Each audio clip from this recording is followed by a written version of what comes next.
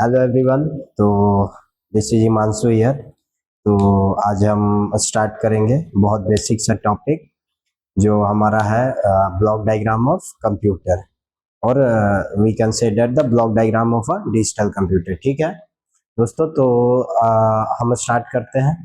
तो block diagram of computer जो हमारा बहुत बेसिक सा टॉपिक है, बहुत बेसिक मींस ये फंडामेंटल ऑफ कंप्यूटर का टॉपिक है जो हमारा थ्योरेटिकल है, और बिल्कुल कंप्यूटर का बेसिक यहीं से स्टार्ट होता है। तो चलिए हम देखते हैं block diagram of computer. Block diagram of computer कहने का मतलब ये है कि ये एक structural representation of computer system का। जैसे हम कंप्यूटर सिस्टम देखते हैं तो सिस्टम हमारा बहुत ही डीपली वर्क करता है, लेकिन हर एक चीज को हम उसको क्लासिफाई नहीं कर पाते हैं। तो उसी को रिप्रेजेंट करने के लिए एक स्ट्रक्चर बनाया गया है जिसको हम क्या बोलते हैं कि ब्लॉक डायग्राम। और उस डायग्राम के मदद से कंप्यूटर का एक ओवरव्यू हम देख सकते हैं कि कैसे कंप्यूटर हमारा इनपुट ले रहा है, कैसे उसको प्रोसेस कर रहा है, कैसे उसको आउटपुट में जनरेट कर रहा है। तो एक हमारे पास सबसे बेसिक सा डायग्राम है जिसको हम यहाँ पे बनाते हैं। तो हमारे पास बेसिक सा ब्लॉक डायग्राम ये है। ठीक है दोस्तों, एक होता है सबसे पहले हमारे यहाँ पास इनपुट यूनिट।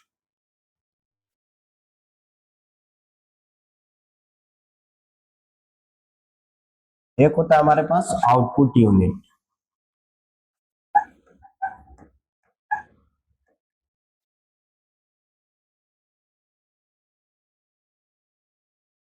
और ये जो हमारा बीच वाला इसको बोलते हैं सेंट्रल प्रोसेसिंग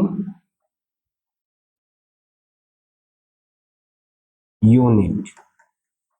ठीक है, देखिए, तो हमारे पास बेसिकली जो ब्लॉक डायग्राम जो है हमारे पास उसको मेनली 3 यूनिट से मिला के बनाया गया है। ठीक है, 3 यूनिट कौन कौन सा है? एक तो हमारे पास जो है वो इनपुट यूनिट है, दूसरा हमारे पास जो है वो आउटपुट यूनिट है, और ये बीच वाला जो सेक्शन है इसको हम बोलते हैं सेंट्रल प्रोसेसिंग यूनिट, और we can say that simply processing unit. ठीक है, या सिंपली प्रोसेसिंग यूनिट।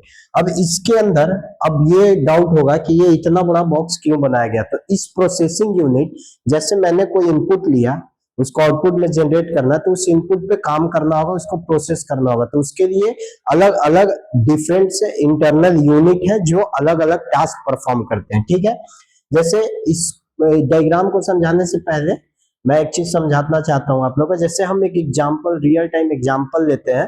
एग्जांपल ये लेते हैं कि एक ह्यूमन बींग्स का एग्जांपल लेते हैं। जैसे मान लीजिए हम किसी से बात कर रहे हैं, ठीक है, तो जब हम बात कर रहे हैं उससे, तो उसको जब हम कुछ बोल रहे हैं तो एज ए इनपुट ले रहा है। मीन्स अगर हम किसी से, सामने वाले बंदे से बात कर रहे हैं, तो वो बंदा पहले बैठ के मेरे बात को पूरा सुनेगा। तो जब वो सुन रहा है और जो हम बोल रहे हैं वो क्या, किस फॉर्म में ले रहा है? इनपुट के फॉर्म में। उसके बाद वो जो हम बोले उसको, उस पे वो विचार करेगा, सोचेगा। मतलब उस जो इनपुट जो मैंने बोला अपने मुंह से, वो सुना, वो जो इनपुट लिया उस पे वो काम करेगा, उसको प्रोसेस करेगा, उस पे सोचेगा, विचार करेगा, तब क्या देगा? वो भी उससे रिलेटेड अपना बात बोलेगा, या उस पे जो भी आउटपुट होगा उसको प्रोसेस करने के बाद, उस बात को सोचने के बाद आउटपुट। तो सेम चीज, बिल्कुल सेम हमारे पास कंप्यूटर चल रहा है, बस यहाँ पे मशीन लैंग्वेज, मशीन के फॉर्म में हम लोग बोलते हैं। तो इसके अंदर ये जो है हमारे पास, इस प्रोसेसिंग यूनिट के अंदर हमारे पास मेनली 3 यूनिट होते हैं। इसके अंदर भी 3 यूनिट है। कौन कौन सा है? पहले तो हमारे पास होता है एलयू यूनिट।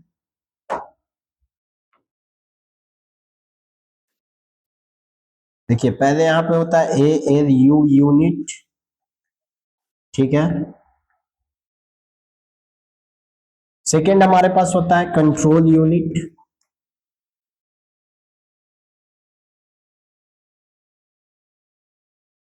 कंट्रोल यूनिट जिसको हम सीयू बोलते हैं। एक होता है हमारे पास मेमोरी यूनिट,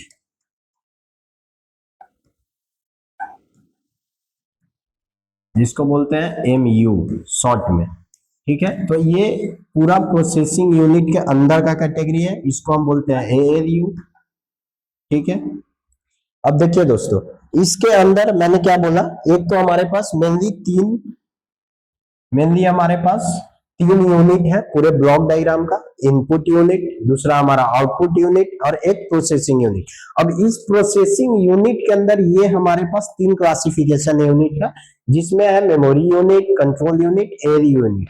चलिए अब इसको एक एक करके समझते हैं कि पहले इसका काम क्या है, ये अलग अलग यूनिट कौन सा काम को परफॉर्म कर रहा है। तो पहले देखते हैं मेमोरी यूनिट। ठीक है, मेमोरी यूनिट आपको ही मालूम है मेमोरी क्या कर सकता है। मेमोरी, मेमोरी का काम है डेटा को स्टोर करना, इंफॉर्मेशन को स्टोर करना। जब भी किसी भी यूनिट को चाहिए तो वहां से वो डेटा रिट्रीव करे, डेटा हमारा फ्यूचर यूज के लिए। तो सिंपली मेमोरी यूनिट का काम है कि किसी भी डेटा और इंफॉर्मेशन को related to the computer system, कोई भी डेटा इंफॉर्मेशन को फ्यूचर यूज के लिए क्या करता है, हमारे पास स्टोर करा के रखता है। ठीक है, दूसरा control unit.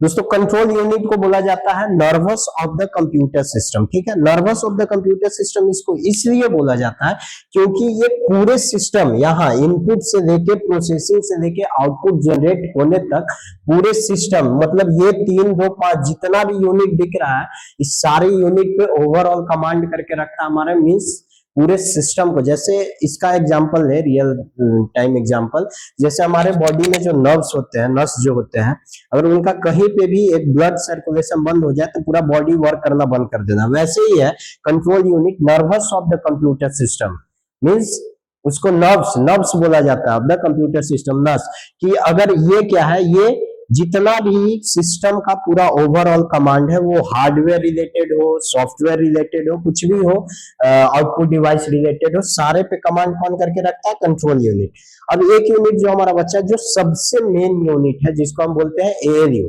Arithmetical logical unit. क्या है, अर्थमेटिक लॉजिकल यूनिट। ठीक है, अब देखिए अर्थमेटिक लॉजिकल यूनिट का मतलब क्या है, ये दो वर्ड से मिलकर बना है। क्या है इसका पूरा फुल फॉर्म? इसका पूरा फुल फॉर्म है आपका, यहाँ पे मैं लिख देता हूं,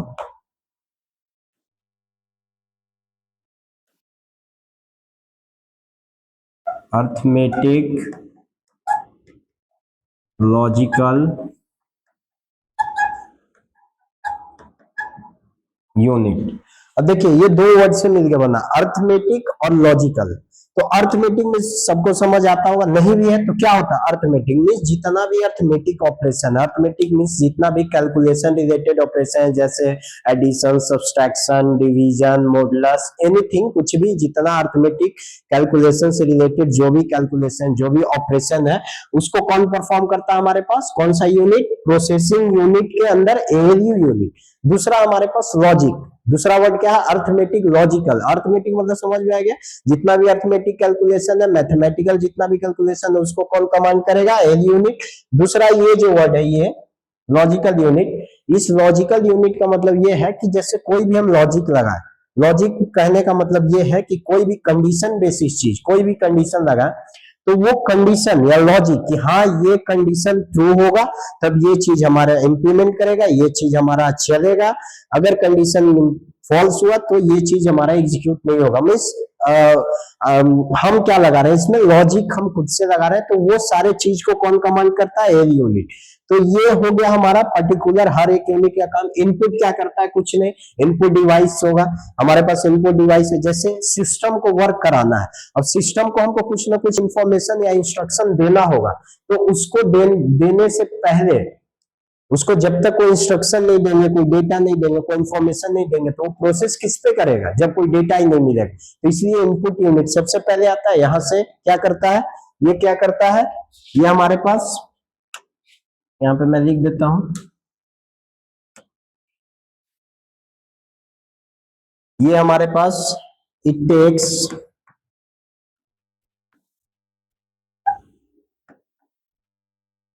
इनपुट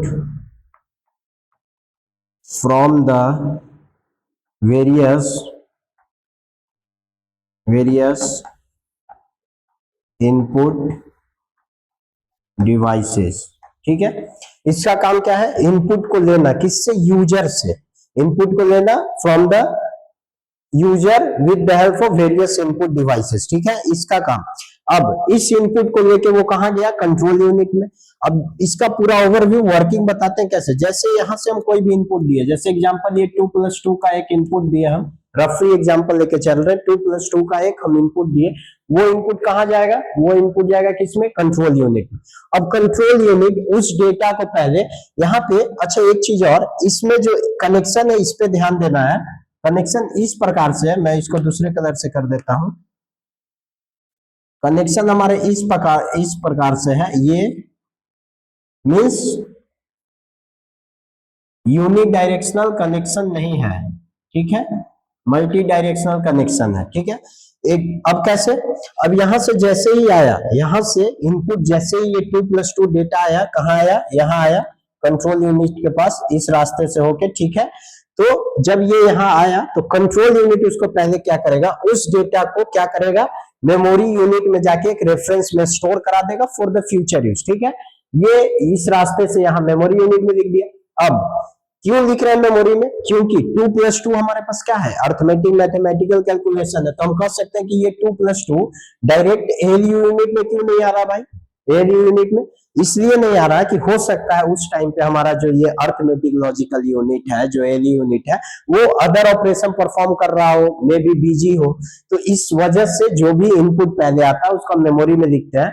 और जब ये एएलयू यूनिट अगर मे बी खाली पड़ा है तो ये डिमांड करेगा किसको, कंट्रोल यूनिट को, कि अदरवाइज कोई भी डेटा मेमोरी में कैलकुलेशन के लिए पड़ा है तो उसको वहां से उठा के लाके मेरे को दो।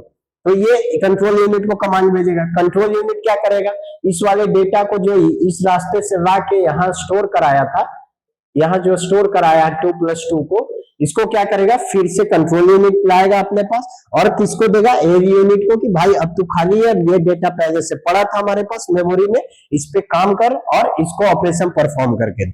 जब यहाँ आ जाएगा 2+2 तो ये कैलकुलेशन परफॉर्म कर देगा, परफॉर्म करके क्या देगा हमारे पास, ये परफॉर्म होने के बाद क्या देगा, 4 आंसर देगा एज एन आउटपुट, जिसको हम बोलेंगे।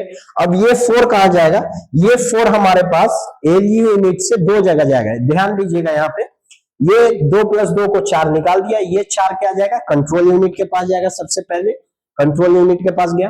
अब कंट्रोल यूनिट एक तो इसको क्या करेगा, क्योंकि हम अगर कोई भी इनपुट दे रहे हैं, जैसे हम कैलकुलेटर कर रहे हैं तो 2+2 की तो हमको 4 डिस्प्ले होना चाहिए, दिखना चाहिए डिस्प्ले पे, तो एक तो ये जाएगा यहाँ आउटपुट के फॉर्म में, जो डिस्प्ले हमको डिस्प्ले पे दिखेगा 4।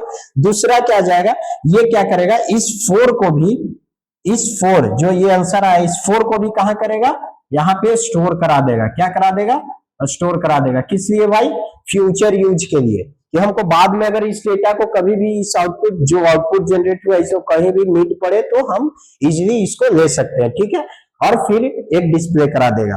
तो ये हमारा था पूरा वर्किंग ऑफ ब्लॉक डायग्राम।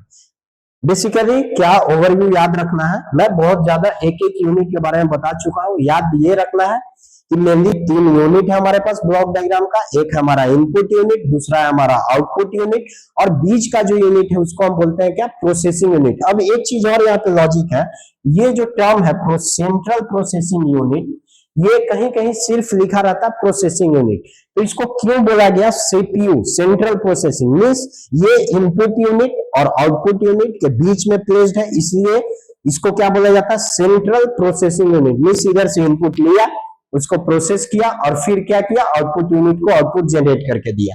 तो ये ओवरऑल पूरा वर्किंग था डीप में कि हमारा ब्लॉक डायग्राम कैसे काम कर रहा है। 3 यूनिट है, प्रोसेसिंग यूनिट में अंदर कौन कौन से फर्दर यूनिट है, सबका अपना अपना मैंने काम बता दिया, कैसे डेटा ले रहा है, कहाँ स्टोर करा रहा है, कैसे करा रहा है।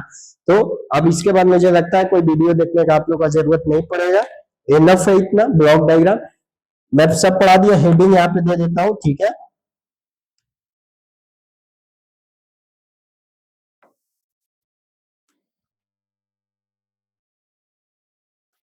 Block diagram of computer system, block diagram of computer system. तो ये पूरा डीप अंडरस्टैंडिंग था हमारे पास। कौन सा मेन याद रखता है, 3 इनपुट यूनिट है, बस हर एक प्रोसेसिंग यूनिट के अंदर 3 यूनिट है, इनपुट कैसे दे रहा है, आउटपुट कैसे दे रहा है, इसको याद रखना। ये डायग्राम बहुत इजी डायग्राम है, इसको याद रखिए, और किसी भी एग्जाम में आए तो इतना डायग्राम बनाने के बाद जितना मैंने बताया उसको आप अपने लैंग्वेज में एक्सप्लेन कर दीजिए, इनफ है। तो ठीक है गाइस, ओके। इतना एनफ है मेरे हिसाब से block diagram. Okay, thank you. देखें